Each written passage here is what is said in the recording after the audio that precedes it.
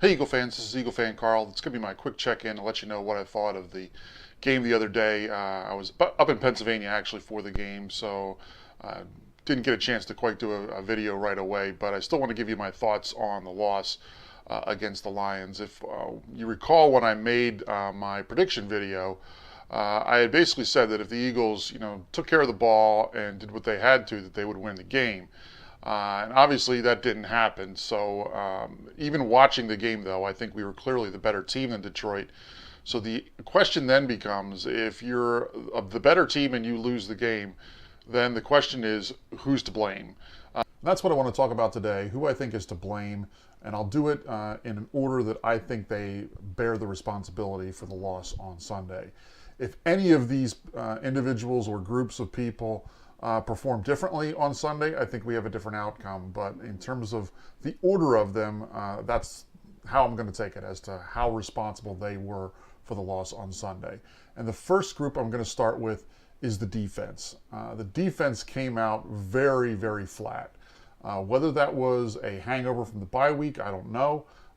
But it seemed to me that they just were not the same unit that we had seen in the first three games of the season. Think about it this way. In that first half, they gave up 3 touchdown drives, and the Lions only had the ball 3 times. And they weren't just 3 touchdown drives, they were 3 long touchdown drives of 75, 80 yards.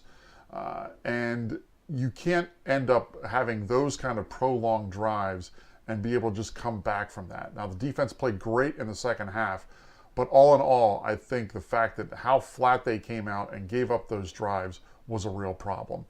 One other thing I do want to talk about as well is I think that the team's not talking about it, but to my knowledge, Nigel Bradham did not play at all in the first half, and he did play in the second half. And that was noticeable in terms of how the defense played differently in both halves. Michael Kendricks cannot cover their running backs out of the backfield, and they exploited that in the first half. Ultimately, Nigel Bradham came back in the second half, and you saw the difference it made, holding them to only the 3 points that they got off the short field on the turnover. So it obviously made a huge difference. And that just goes to show, though, I think what probably was happening is he was being disciplined internally, and the team didn't want to talk about it. But once again, it's a stupid decision made by someone that ended up hurting the team. But overall, I would place the number one blame for the loss on Sunday on the defense. The second individual I would look at in terms of blame for this loss is Doug Pederson. The 2 turnovers, ultimately, I think he bears some responsibility for, and I'll talk about those a little later. But there's a couple things that I think also sort of he's responsible for that really ended up contributing to the outcome of the game. First of all, penalties. Some of that is just the team not being prepared and not being focused, and the penalties killed us in this game.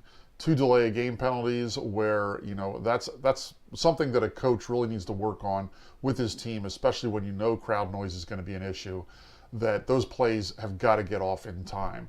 The other area where I really think that he deserves some of the blame is with respect to the game plan. There was a lot of talk leading up to the game how Detroit could not cover tight ends, and our tight ends ended up being very small parts of the offense. Zach Ertz, who was back and was healthy, only had 3 catches. Trey Burton only had 1, and Brent Selleck was nowhere to be found. So the tight ends only had 4 receptions for the whole game. There was a lot of talk in the week leading up to the game about using 3 tight end sets, and that really, I didn't see much of that at all. Whether that was misdirection to get Detroit to prepare for something that ultimately we didn't do, I don't know. But if so, that was a lousy decision, because ultimately I think you need to take advantage where there is an area that you can exploit on the other team. And clearly their lack of being able to cover tight ends was something that we did not exploit in this game at all. The person I want to place some blame on as it relates to the loss is Ryan Mathews. I want to take a step aside and go back to some Doug Pederson criticism for a second. And that is the fact that I had no problem with the play call. Some people had a problem with the fact that he did an outside run. Ultimately, I had no problem with that. But what I did have a problem with is on second or third down. I think in one of those instances, you need to try and catch the defense off guard and pass the ball. Here's a guy who has been through the first 3 games, was very aggressive with his play calling, and this is one time where I think he got a little too conservative. I think it would have been a simple situation where you have a couple routes that Carson Wentz can choose between.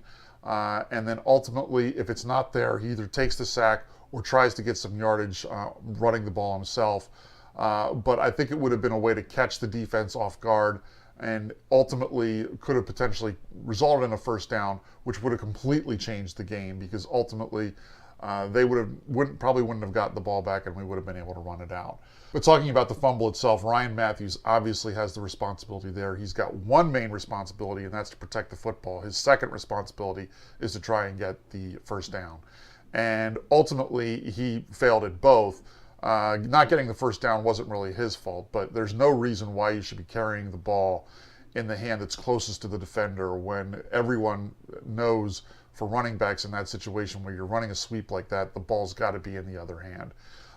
And ultimately, he's got to bear some responsibility for that, because that was just a poor decision at the worst possible time. But the fourth individual I think really has to take some responsibility for this loss is Carson Wentz. The quarterback, I think, always has to take some responsibility for losses, usually when they happen. But in this particular instance, the play he made at the very end of the game was just a very poor decision. Once again, getting back, though, to the part of the Doug Pederson criticism as to how he did the play calling in this game, I don't even know why he makes that an option for Carson Wentz in that situation, because you've got the ball at the 25-yard line. You probably only need to get to their 35 to have a realistic shot at a field goal. So that's only 40 yards. Why are you calling any play that's got a 50-yard route in it? I don't know. And there's no reason why Carson should make that throw. I understand that the first two progressions were underneath routes, and this was really a third option, but he cannot do that. Or Doug Pederson needs to tell him, if the first two aren't there, just tuck the ball and run or throw it away. Because you can't take that chance. If we were down and needed a touchdown, it would have made perfect sense. But in that instance, it's just a throw that is ill-advised and not needed. And ultimately, I think that hopefully this will be something he'll learn from. But it was just a really poor decision at the worst possible time. And the final group, in terms of who has to bear some responsibility for this loss, is the referees. And I don't like blaming refs for losses, which is why I put them at the bottom of the list. But ultimately, if that game is officiated differently and more fairly, I think there's a very different outcome to that game. The penalties were 14 against the Eagles to 2 against Detroit. And there was countless situations where I saw that the plays that we were flagged on, they had done similar things that were not flagged. Specifically, I think of the one run that Ryan Mathews that got down to it was around, I think, the 13-yard line or so. It was called back on a Barrett Brooks hold. And then ultimately we had to settle for a field goal as a result of that. And Barrett Brooks in that situation did something with a technique that was very similar to something that happened on one of Riddick's touchdowns in the first half in terms of the hold. And there was clear holds in the first half that were not called against them, whether it was us trying to rush Stafford or trying to get to the outside to get to the running back that's going around the edge. There were times where I saw holds that weren't called. It was obvious that it was just very one-sided in terms of the way these penalties were going down. And it wasn't that one team was playing worse than the other and that's what resulted in penalties. This game just was not officiated fairly. So where do we go from here? This is a young team. Hopefully they'll learn from the mistakes in this game, and we'll be able to build on that. We've got an important division game next week against the Redskins. I'll go ahead and check in with my preview and prediction video this weekend. But in the meantime, leave me some comments below. Let me know, who do you blame most for the loss? And do you agree with me in terms of where I've ranked the different individuals? Is there someone I missed completely that you think bears some responsibility for the loss? Let me know in the comments below. Like I said, I'll check in again this weekend to let you know my thoughts for the Redskins game. Until then, fly Eagles fly.